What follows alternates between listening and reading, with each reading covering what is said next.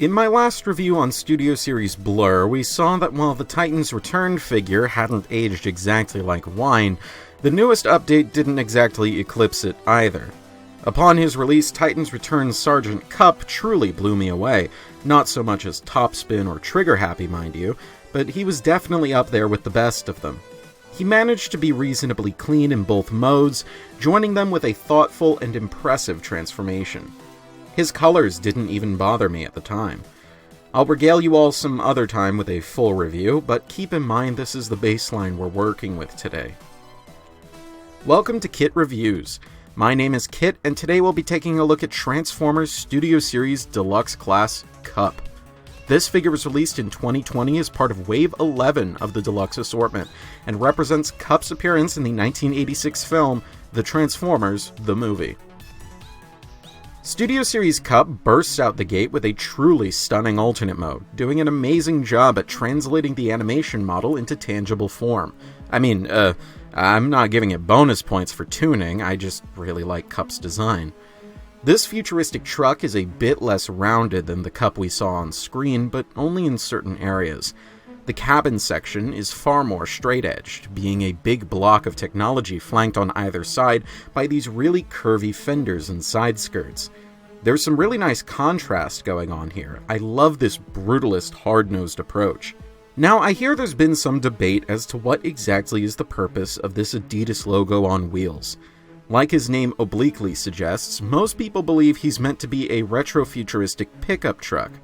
Never mind the fact that he doesn't have a tailgate. The biggest clue, I think, is this door on the back of the cabin. Anyone who's played Moonbase Alpha knows what the fuck this is. Unfortunately, KUP here isn't quite as fun as that. Few things in life truly are. For starters, this old geezer can hardly roll. Not only is the wrestling belt he won 70 years ago and still won't take off, dragging against the ground and ruining its finish, that happens with old age, I'm afraid, but his front tires are made of the shittiest feeling plastic compound I've come across since Siege Ratchet, and on top of that, they're pegged in the manner that irks me the most. The rear tires use a loose friction joint and they work great.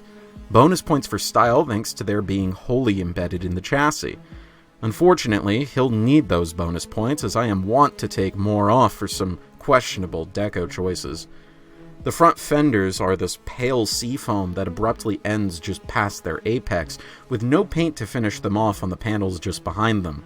Even worse is that said panels are colored slightly but noticeably different from the rest of KUP's natural dark gray-green.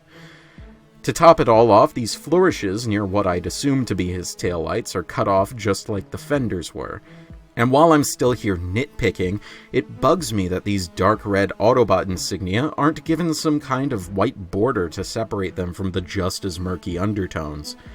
This just gives KUP an air of unfinish that's really disappointing to see, even when he still ends up looking more consistent than Jazz and more lively than Blur did before I plastered them with stickers.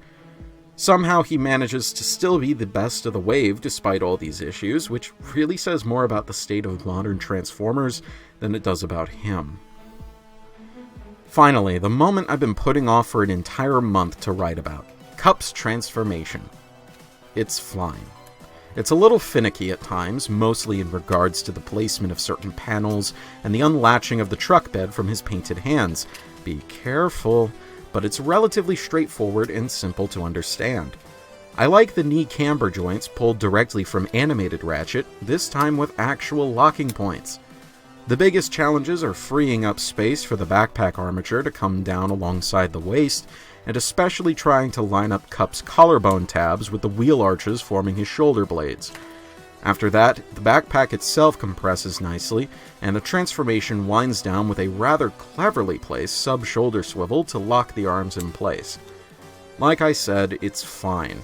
It just sucks when compared to that of Titan's Return KUP, which I thought was an absolute banger, especially how the cab collapses to form the torso. Sadly, there's no negative space on the Studio Series iteration to take advantage of. Let's see if the robot mode suffers for it. But before we get to that, I'd like to remind everyone watching to click the subscribe button below if you haven't done so already. My goal for this year is to hit 1,000 subscribers, and every bit helps. If you're already subscribed, then go ahead and hit the bell icon as well, or join my Discord server linked in the description to be notified whenever I publish a new video. So like, once every 7 months or so. Don't worry, I won't put this message in every video. Anyway, back to the show. There's a story to tell here in robot mode. Judging by his proportions, KUP was once a fit and athletic Autobot, pulling off brave feats of daring do to save the day and help his brothers in arms. He's been through a lot, and every mission, success or failure, has left a toll on him. He's not the bot he once was. He's become thinner and frailer as he's aged, but he's still not ready for the chop shop yet. KUP still has a lot of piss and vinegar left in him. I quite like this ever-so-slight reinterpretation of KUP's character, even if it was purely accidental and entirely conjectural. He's certainly not as bulky as his original character model, but I actually prefer it. Usually at such an advanced age, you'd expect to find a fair deal of flab, but not here. KUP's figure is as toned as a swimmer's, and just as hydrodynamically inclined. You'd be hard-pressed to find an ounce of kibble on this form, and even more so to find any that really detracts from his look. The most egregious growths, I'd say, are the side skirt panels on the calves, but they hold tight against his luscious legs rather smartly. He has a backpack, naturally, but it keeps to itself the majority of the time. With the hatch on its backside, it even resembles a backpack. It doesn't peg the most solidly, read at all, into the wheel arches, but the friction of its armature is more than enough to keep it in place. With said wheel arches tucked away into KUP's spine, he manages to keep the appearance of his arms sprouting from them with a rather clever use of faux parts. A use so clever, I feel, that you'd be forgiven for not even picking it up to begin with. It didn't click for me that these shoulder accoutrements were supposed to be the fenders until a few months after I bought the figure. Silly me. That being said, they're formed from part of the rear cabin section, meaning their flat outsides turned to insides don't sit the most flush against KUP's flanks, leaving some slightly unsightly gashes in his torso. At least the chest itself is a beautiful tandem performance of paintwork and physical sculpt. I'm an absolute slut for metallic silver paint laid underneath translucent plastic, and KUP wears his loudly and proudly. It doesn't look the best in vehicle mode, but that is something I can definitely forgive. Moreover, there is a slight outward angle to the chest thanks to his transformation that gives KUP a very subtle sense of strength. Perhaps that's how he won that wrestling belt I mentioned a few minutes ago. Yes, KUP finally receives some splashes of color in robot mode in the form of some dark gray and brighter orange on his belt and forearms. Fortunately, I haven't experienced much of the paint chipping I warned against. That comes at the head, which, well, let's just say paint chipping is the least of its problems. It looks like KUP, sort of. The face is a little long, but the resemblance is there, especially with the helmet and all. It's just, he looks so sad and pathetic, like he doesn't know who he is, let alone where he is or what he's doing.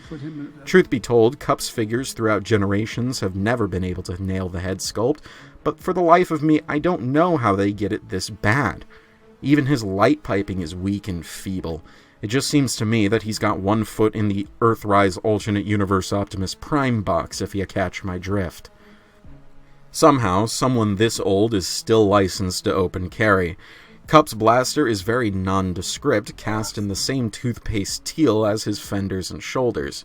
It's not expressly blast effect compatible, but you can certainly wedge something onto the barrel for pictures. More interestingly, KUP is the only Transformer I can think of that comes packaged with food.